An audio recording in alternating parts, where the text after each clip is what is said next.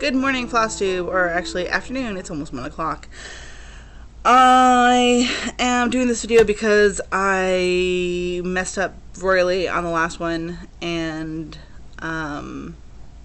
because I didn't proof watch my video after I ran it through Movie Maker, and I didn't realize that the video I had taken cut off after 2 minutes. It was only about a 14-minute long video, so when I created it, I saw that it was short, and I was like, oh, no, it's fine. I thought it was fine, but I guess I was wrong, and it didn't get the entire video. So I pulled that one down promptly. Hopefully not too many of you saw my embarrassment. And I've been trying to redo this video, and I just haven't been able to make myself do it. It's been a stressful month. So but I'm doing it now, so hopefully you can see the progress. I don't want to get too much further on this before I have a video, and I want to show you all where I've gotten. So where we last left, my last video, I had decided that basically I wanted to bring out one of my old whips, and I didn't know which one I wanted to work on. So I basically, in that video, I think while I was doing the video, I pretty much decided it that I wanted to work on the Sailor Moon because it is my oldest whip, and because I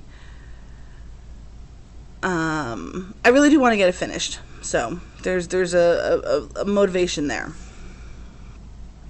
So the problem had been that I had to frog a bunch of the skin tone, the darker skin tone.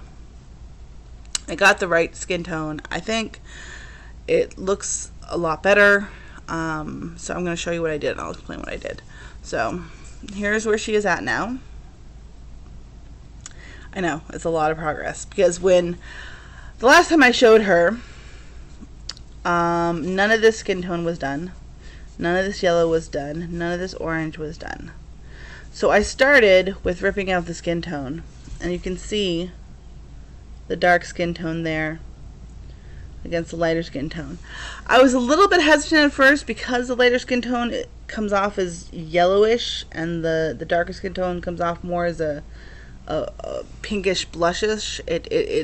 I thought it wouldn't work, but it actually does. It definitely gives a lot of dimension to the skin, which is awesome. So I ended up frogging all of the original color, which was basically one shade darker than this now, and frogged it because I had done it all through here. And the thing is that this dark color on the skin tone is also the darkest color for the hair, and I could have left it, but unfortunately when I had stitched the dark, I had gone into these parts, and it would have been a mess trying to just take out the face portions and not the hair portions. So I ended up ripping it all out, even though I'm going to be redoing it with the exact same color. It was unavoidable at this point, because I don't think that this color would work well as the darkest shadow for her hair. So I ripped that all off, and then instead of doing the darker color over again, I just decided to finish filling in her face. I guess what had gotten me with this project is a lot of the shading is done, like if you see, you know, here's the red for the face line, and then the darker skin tone, and then the lightest skin tone, and it definitely goes like that. It's definitely a layer progression, and there's a lot of outlines within outlines within outlines, and that really bothered me. So I wanted to do big blocks of color. I didn't want to do lines and counting and all that shit. I wanted to do big blocks of color. So I did the light first, and then I finished on her legs and her arms, a little bit on her arms, and then it was really easy to fill in the darker skin tone. I didn't even have to count or anything. I just had to fill it in where it was, because I don't think, yeah, so I just had to fill in the gaps basically on all the skin, and down here and down here and over here and over here. So that went relatively quickly. And then I decided I wanted to do the next largest amount of color, so that was the yellow.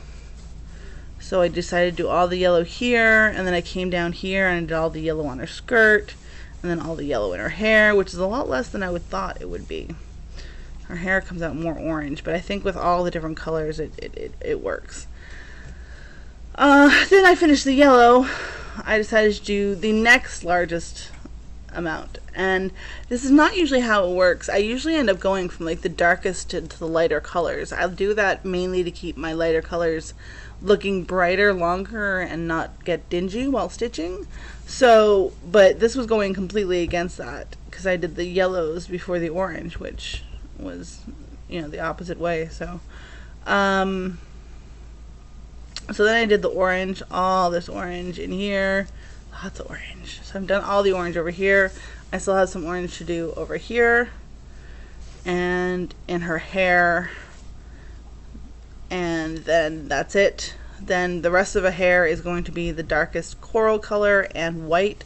There's some highlights are white, like this here is going to be white, and I believe in here is going to be white as well. So yeah, there's 4 colors in her hair: the white, yellow, orange, and the dark coral. Fun times. So yes, so I'm going to be moving over to this side next, and I like it because it's just large blocks, easily stitched, large blocks of color. And now, like you can see here, let me go over here. You can see here, this line on the outside, that's going to be the dark coral, and it's going to be filled in a little bit more here. So that's going to be really, really easy to fill in when I get to that point. After that, after I'm done the orange and the coral, the only thing that will be left to do are the blues, which the blues are the whites end up being, so it's 3 shades of blue and white, and all this is going to be white. The wings are all going to be white, and this little bit, and here this is going to be mainly blue. I think the bottom part of her skirt, and the boots are also going to be white with the blue shadows. So again, I'm going to have to decide how I want to do that, but I think I'm going to end up doing it going from the largest amount of the blue first. The whites, yes, are going to be large blocks of colors, but I'm still going to leave those for last because I am notorious for getting white thread dirty and dingy, and I don't want that. So, but she actually has some dimension now. I really like how she's coming along. I'm really happy with the progress I put in her too. So, hoping to get a little bit more stitching done this week, if school will let me. And that's that. I recently did some shopping for Christmas presents. So I have 4 Mill Hill beaded perforated paper ornaments coming in the mail. They were just shipped yesterday, so they might take up to 2 weeks to get here, which is okay. And that's gonna be for my family. Hi! You want kisses? Or you can come from my face. Oh, what is up? I think the postman might be coming. He's very alert. Anyway, sorry. Dante intermission. What was I saying? Yes, so I have 4 Mill Hill kits to come. 2 of them are the Santas, which are kind of bigger. They're definitely bigger. I'm going to make them into ornaments. One for my sister, one for my brother, one for my mom and dad, and then one for Andrew's mom and her partner, her spouse. And sorry, I have a really itchy foot all of a sudden. I'm trying to get it. Anyway, so yes, so she's probably gonna end up going away once I get those Mila kits, because I'm gonna have to really, really buckle down and do those. I know by experience with my mom's brooch that I can get one of the small ones done in a couple days of stitching, and even if I really sat down on a weekend or something, I could probably get them done in a day. It's not a whole lot of stitching. Unfortunately, a lot of them have a lot of color changes, which is really freaking annoying. But anyway, excited to see those show up. Gonna be fun to work on. I hope. I hope I'll be able to get them done for Christmas. It's cutting it a little bit close, but hopefully, fingers crossed, I'll be able to get it done.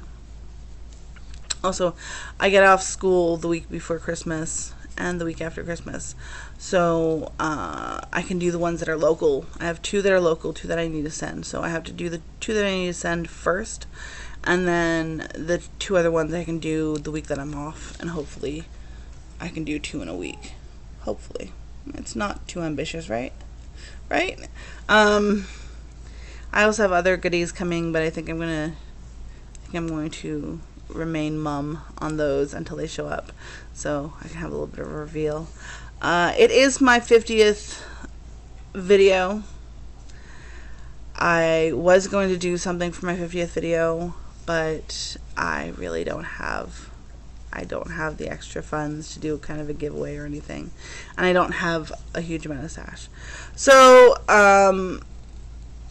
hopefully I'll be able to do a video sometime in the new year, or do a giveaway sometime in the new year. But yeah, so again, this is a very, very short video, but I hope it gave them a little update. I'm sorry if I'm not as entertaining as some other FlossTubers. I know my projects aren't as, in depth or as changing as others, but I do really appreciate those people who watch my videos and give me nice comments on them. I haven't really gotten a negative comment on any of my videos, which I'm really, really glad of, because I know there's a lot of people out there who can be very nasty, and I appreciate that they haven't invaded my feed yet. So, although now I'm probably jinxed myself. Oh well, I'm just gonna go because I think I need to lie down again before I head out to school this afternoon. So yeah, Moon's coming along great. Lots of plans. Hopefully I'll be doing more updates when I'm doing working on the ornaments for Christmas presents. So everyone, I hope you guys all have a good rest of the week, and happy hump day, and I will see you later. Bye.